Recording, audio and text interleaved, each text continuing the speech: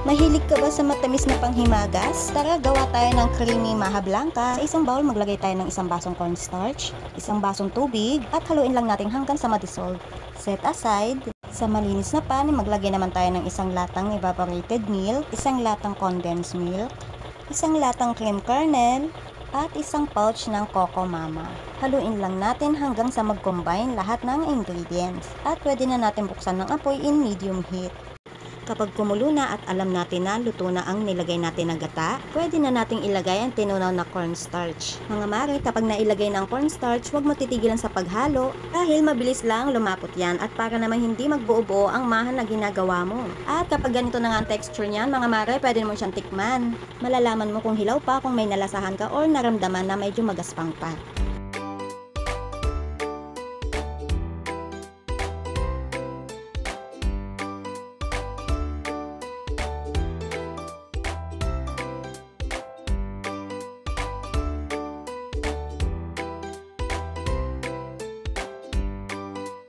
Ready na ang ating maha blanca. Thank you for watching.